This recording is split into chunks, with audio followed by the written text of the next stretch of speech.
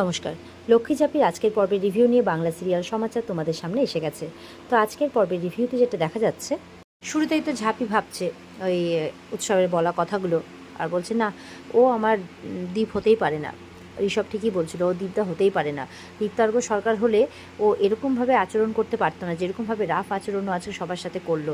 ও এরকমভাবে কথাই বলেনি কখনো মেয়েদেরকে নিয়ে। না না না, ও হতে পারে না, তাই বলছে। আর ওদিকে উৎসব ভাবছে যে মেয়েটার এত বড় সাহস, ফার্স্টে অফিস, তারপরে পার্টি, তারপরে বাড়ি পর্যন্ত এসে গেল আমাকে ফলো করতে করতে। ওর এত অডাসিটি কে দিয়েছে ওকে? ও উৎসব রায়চৌধুরীর সঙ্গে লাগতে আসছে। এবার যদি ও আমার সামনে আসে না, ওর কপাল সত্যি খারাপ আছে। ঠাকুর না করুক যে ওকে আমার সামনে আর নিয়ে আনে কখনো। আর ওদিকে ঝাঁপি মনে মনে বলছে মা ছাড় লক্ষ্মীকে, যে ও যদি আমার দ্বীপ নাই হয়ে থাকে তাহলে ওকে আমার সামনে আর এনো না। এবার তো উৎসবের বাবা কথা বলতে এসছে, দেখছে যে ওর ছেলে তো ওইসব নিয়ে চিন্তা করছে, ওইসব নিয়ে তো চিন্তা করানো যাবে না যদি ওকে হারিয়ে ফেলে, এই ভয়ে বলছে যে আমাদেরকে অ্যাজ সুন অ্যাজ পসিবল ইউএসএতে ফিরে যেতে হবে। ওখানে যে আমাদের এক্সপোর্ট ইম্পোর্টের ব্যবসাটা আছে, ওখানে ইমার্জেন্সি একটা পড়ে গেছে, যেতে হবে, আর আমি তো একা সামলাতে পারবো না।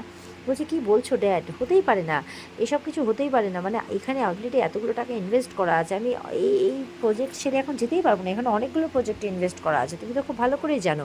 দেখো যদি অতটাই ইমার্জেন্সি থাকে তুমি চলে যাও, কেয়ারা এখন বড় হচ্ছে, ও তোমাকে হেল্প করতে পারবে। তো বলছে না, ও এখন হেল্প করার সিচুয়েশানে নেই। তো বলছে চিন্তা করো না ড্যাডি, আমি তো আছি, আমি হেল্প করব। তো ড্যাডি বলছে দেখ যা হয়েছে এইসব ভুলে যায়, এইসব কথা হয়তো ভাবিস না। তো এরপরে উৎসব বলছে যে ঠিক আছে ড্যাডি, আমি এবার শুতে যাচ্ছি। এই বলে শুতে যাই। ওর ড্যাডি দেখছে না, এখন আর ওকে বেশি বলা যাবে না, ব্যাপারটা নিয়ে ফোর্স করা যাবে না, ও সন্দেহ করে ফেলতে পারে। আর আমরা যদি হারিয়ে ফেলি আমাদের ছেলেকে, না না না। তো বলছে ঠিক আছে মাইসান, তুমি যেটা ভালো মনে করবে সেটাই করবে, তোমার উপর বিশ্বাস আছে, এই বলে চলে যায়। তো এত ওনারা হারানোর ভয় করছেন, মানে বুঝতেই পারা যাচ্ছে যে পেছনে কিছু একটা ঘটনা আছে। ওদিকে বিতান ফিরেছে, ও ট্যুরের কাজে কলকাতার বাইরে গেছিলো, ফিরে এসে এই সব ঘটনা শুনে তো অবাক। বলে আমি কটা দিন ছিলাম না, তার মধ্যে এত কিছু ঘটে গেছে। বিধি বলছে দেখ না, একদম দাদাভাইয়ের মতো দেখতে, কিন্তু বাড়িতে সবাই বলছে নাকি দাদাভাই নয়। এটা আবার কখনো হতে পারে? একই রকম দেখতে, এত মিল, আর সে আমাদের দাদাভাই নয়। বিতান বলছে তাই তো, সত্যিই তো। আর তখন তিন্নি কাকাই কাকাই করতে করতে এসছে, আর ঝাঁপি ওর ব্রেকফাস্ট হাতে করে, মানে খাওয়ার হাতে নিয়ে পেছন পেছন দৌড়চ্ছে। এই কাকাইকে দেখে বলে কাকাই কী এনেছো আমার জন্য? ওর কাকাইও দৌড়ে চলে এসছে ওর জন্য, বলে এবার তো কিছু আনিনি, ও তো মন খারাপ হয়ে যায়। তখন ওর সামনে ইয়া বড় একটা চকলেট দেয়।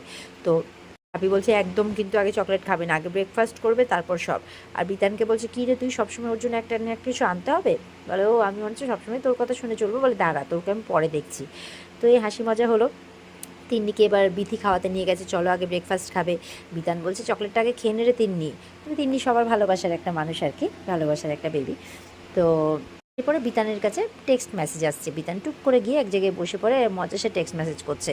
ঝাঁপি কাসাই সবকটা তো সন্দেহ হয়েছে। তো ঝাঁপি গিয়ে বসেছে, কাসাইও গিয়ে বসেছে বিতানের কাছে। তো বলছে যে কি মেসেজ, কার রে? বলছে না, ও আর কিছু না, ও কোম্পানির একজন স্টাফ। বলে ও আচ্ছা। ঝাঁপি বলছে আমি না কোনো কোম্পানির মালিককে, কোনো স্টাফকে এইভাবে মুচকি মুচকি হাসি মুখে মেসেজ করতে দেখিনি। কাসাইদি তুমি দেখেছো? বলে না রে, আমি দেখিনি। বিধিকে বলছে বিধি তুই দেখেছিস? বলে না ঝাঁপিদি, আমি না এই প্রথম বিতানকেই দেখছি। তো সবাই মিলে পেছনে লেগেছে ওর। বলছে এই কী ব্যাপার, কী চলছে? বলে না না কিছু না। বলে সত্যি করে বল, সত্যি করে বল, দেখার ছবি দেখা। তো বিতান বলছে ওই একটু আর কি, আগে হোক, আমি তারপর তোকে বলবো, আমি তোমাকে কোনো কিছু না বলে থেকেছি। ঝাঁপিকে বলছে।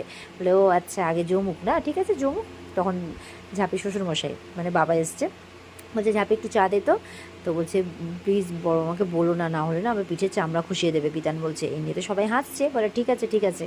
কাসাই বলছে ঠিক আছে, আমিও চলে যাচ্ছি, মানে ওর মেসেজ আসতেই আছে, তো ও মেসেজে মজা সে গল্প করবে, তাই ওখান থেকে সবাই সরে যায় হাসতে হাসতে। তো এবার চা দিতে গেছে ঝাঁপি, কাসাই ওর বাবার পাশে বসেছে। শরীর ঠিক আছে তো? বলে হ্যাঁ হ্যাঁ আমি ঠিক আছি একদম। তো ওদিকে তিন্নি বলছে বিথিকে, কে গো কে গো, কে মেসেজ করছে? কাকাইয়ের গার্লফ্রেন্ড? বিথি বলছে খুব পাকা হয়েছে তুমি না, চলো আগে ব্রেকফাস্ট করো, এরকম চলছে। তো ওদিকে কাসাই মনে মনে বলছে আমার সারাটা জীবন তিন্নিকে নিয়েই কেটে যাবে, ভগবান তো আর আমার কোলে আর সন্তান দেবে না, এইভাবে দুঃখ করছে। ওদিকে উৎসব ও ব্রেকফাস্টে বসেছে। ওর মা বলছে ড্যাডি বলছিল কালকে নাকি তুমি ঠিকঠাক করে ঘুমোওনি। বলে ওই আর একটু। ওদিকে দেখা যাচ্ছে যে মানে উৎসবের যে বোন কিয়ারা, ও বেশ কার সাথে মেসেজে ব্যস্ত, বলা যায় না, দেখা গেল ভবিষ্যতে ওই মানে বিতানের সাথে এরই কিছু একটা চলছে, বলা যায় না, হতেই পারে, মেবি, দেখা যাক কী হয়। ওদিকে উৎসবের বাবা এসে বলছে কি সবসময় একটা জিনিস নিয়ে ভেবে যাচ্ছিস, ইগনোর করো ওগুলোকে। আর মালবিকাকে বলছে মালবিকা একটু নর্মাল বিহেভ করো, উৎসব কিন্তু সন্দেহ করবে। আর কিয়ারাকেও বলো একটু নর্মাল বিহেভ করতে, নাহলে কিন্তু সন্দেহ করতে শুরু করবে। মানে এদের মধ্যে কিছু একটা ঘোটালা চলছে। ওদিকে কেয়ারার মেসেজ দেখে বলছে যে এই কেয়ারা তুমি সবসময় কেন ফোনের মধ্যে রাখো, ব্রেকফাস্টে সেটা না ওর মা বলছে। তো দীপ এবার উৎসবকে বলতে বলছে, উৎসব বলছে কেয়ারা কোনো প্রোডাক্টিভ কাজ তো তুমি করো না, সারাক্ষণ ফোন নিয়ে, তার চেয়ে বাবাকে তো বিজনেসে হেল্প করতে পারো, তাই না? ও হাসছে, ফোনটা রেখে দেয়। এরপরে ওখানে মানে উৎসবকে বলছে তো কোন কাজে বেরোবে, বলছে যে দ্রোণার সাথে সাইট ভিজিট করতে যাবে। তো কিছুক্ষণের মধ্যে দ্রোণা আসে, দ্রোণাকে বলছে তোমার উপর খুব রেগে আছি।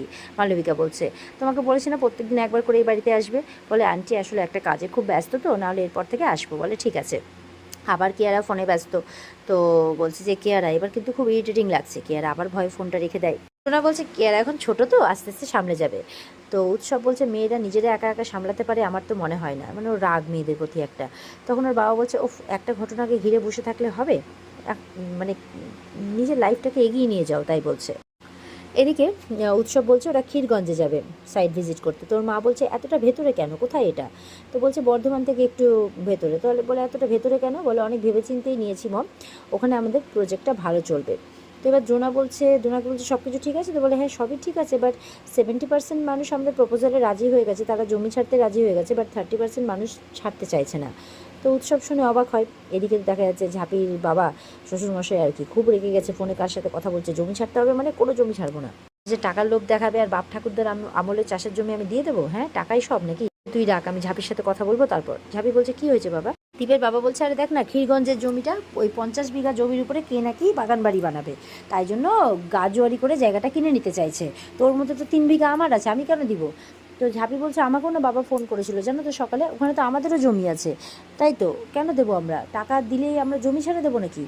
তো ওর বাবা বলছে যে ওখানে ওই কে আছে যে মেন দায়িত্বে আছে, সে টাকা পয়সার লোভে জমিটা বিক্রি করে দিচ্ছে। ঝাঁপি বলছে অত সহজ নাকি? কলকাতায় ব্যাংক খুললেও আমি এখনও ক্ষীরগঞ্জের মেয়ে, আমিও দেখছি যে আমাদের বাপ ঠাকুরদার আমলের জমি কে টাকার লোভ দেখিয়ে কেড়ে নিচ্ছে। আর ওদিকে দীপ্তার্ঘ সরকার মানে এখন যে উৎসব আর কি, তো সে বলছে যে চলো আমিও যাব ওখানে, চলো আমিও দেখছি যে কে, মানে আমি ইন্ডিভিজুয়ালি সবার সাথে কথা বলবো, কে জমিটা আটকে রাখছে আমিও দেখছি। সাই বলছে কতদিন পর ক্ষীরগঞ্জের নাম শুনলাম। আর ওদিকে তিন্নির তো খুব মজা, হলিডে কাটাতে যাবে ক্ষীরগঞ্জে। তো যাবে এবার সবাই মিলে। আর এদিকে উৎসবরাও প্রিপারেশান নিচ্ছে যাওয়ার জন্য। এদিকে উৎসব মাথা গরম করছে দেখে ওই মেয়েটিকে বলে উৎসবের বাবা যে তুমি দেখে রেখো, তোমার উপরে ভরসা। উৎসবের মাও বলছে, বলে চিন্তা করো না, ওর পাস্ট যাতে ওকে কোনো অসুবিধে না ফেলে, বা ওর মধ্যে যাতে মানে হয়তো কোনো রকমের কোনো এফেক্ট হয় ওর মধ্যে, তো সেটাকেই এই দ্রোণা না তুমনা বলে মেয়েটি এই খুব দেখে শুনে রাখে আর কি। ওর উপরে উৎসবের মা বাবা যথেষ্ট ভরসা করে। ঝাঁপিরা পৌঁছে গেছে ক্ষীরগঞ্জে, সব লোকজন একত্রিত হয়েছে। বলছে তোমরা এটা কি করে করতে পারো, সামান্য কটা টাকার লোভে? তো এক পক্ষ রাজি নয়, আরেক পক্ষ বলছে যে দেখ টাকাটা দরকার নাকি? বলে টাকা টাকা টাকা, ক টাকা পাবে ওখান থেকে? হ্যাঁ ওই কটা টাকার লোভে নিজেদের বাপ ঠাকুরদার জমি তোমরা এইভাবে ছেড়ে দেবে, এতদিন যেটাকে আগলে রাখলে। আরেকজন তখন ঝাঁপি বলছে ওখানে তো আমাদের মন্দিরও আছে যেখানে আমরা পুজো দিই, তো সেটাও তো ওদের প্রজেক্টের মধ্যেই পড়ছে। তো আরেকজন বলছে যে মন্দিরটা নাকি ওরা ঝাঁ চকচকে করে দেবে, সিকিউরিটি গার্ড বসাবে, সিসিটিভি ক্যামেরা বসাবে। বলে ও আচ্ছা আচ্ছা, তার মানে এখন আমাদেরই মন্দিরে আমরা যদি পুজো দিতে যাই তাদের সিকিউরিটি গার্ডের কাছে পারমিশন নিয়ে পুজো দিতে যেতে হবে, এটাতে তোমরা মেনে নিলে কী করে পারো গো? তখন ঝাঁপির বাবাও বলছে তোরা কী করে পারিস কটা টাকার লোভে, তোদের বয়সটা কি মানে এমনি এমনি হয়ে গেছে, বুদ্ধিগুলো সব হাঁটুতে নাকি? এতদিন জমিটাকে আগলে রাখলে এখন কটা টাকার লোভে ছেড়ে দিতে চাইছিস? তার উপরে মা ছাড়া লক্ষ্মীর মন্দির, সেটাও দিয়ে দিবি? কোনো আক্কেল নেই তোদের? ঝাঁপির বাবা বলছে ভাগ্যি সত্য ফোন করেছিল, না তো জানতেই পারতাম না, একটা তুলকালাম কাণ্ড হয়ে যেত। ঝাঁপি বলছে শোনো, এই মন্দির কিন্তু ক্ষীরগঞ্জের মন্দির, হ্যাঁ, আর এই মন্দিরকে কখনোই ওদের বিজনেসের পার্ট হতে দেবো না, ওদের ওই ভিলেজ রিসর্টের প্রাইভেট পার্ট হতে দেবো না। ঝাঁপি আর বাবা খুব বোঝাচ্ছে এরা লাভ করতে আসছে, যখনই দেখবি লাভ হয়ে যাবে কেটে পড়বে। তো সব ব্যবসায়ী লাভটা বুঝে নেয়, তাই জন্য এত বড় ভুল করিস না, এরকমভাবে অনেক কিছু বোঝাচ্ছে। আমি বলছে ওদের ফাঁদে পা দিও না, মানে ওরা কিন্তু টোপ দিচ্ছে, শিকারি যেরকম ওই বাঘকে টোপ দেওয়ার জন্য ছাগলকে ঝোলায়, মানে ওই টাইপের উদাহরণ দিচ্ছে, এটা তোমাদের সাথে তাই করছে। জমি হলো মা লক্ষ্মী, যতদিন তোমাদের কাছে জমি থাকবে তোমাদের দুহাত ভরে দেবে, খাওয়া পড়ার কোনো অভাব হবে না। তোমরা তো এতদিন ওই জমি থেকেই নিজেদের সংসার চালিয়ে চলো। ওদিকে দেখা যাচ্ছে উৎসব একদম তড়ি ঘড়ি করে গাড়ি একদম খুব স্পিডে নিয়ে আসছে চালিয়ে, রাগে রাগে। আজ সেই জমি তোমরা অন্যের হাতে তুলে দিচ্ছ। দেখা যাচ্ছে গ্রামের লোকজন মানে ঝাঁপির কথাতে একটু কনভিন্স হয়। আর ওদিকে তো উৎসব চলে আসছে তড়িঘড়ি করে। আর এখানেই আজকের পর্ব শেষ হয়ে যায়। তো এই ছিল আজকের পর্বের রিভিউ। ভালো লেগে থাকলে পর্বকে লাইক কমেন্ট করে জানাতে ভুলবে না, আর আমাদের সাথে জুড়ে থাকতে চ্যানেলকে সাবস্ক্রাইব করতে ভুলবে না। দেখা হচ্ছে তোমাদের সাথে আগামীকালকে। সবাই খুব ভালো থাকবে, টাটা।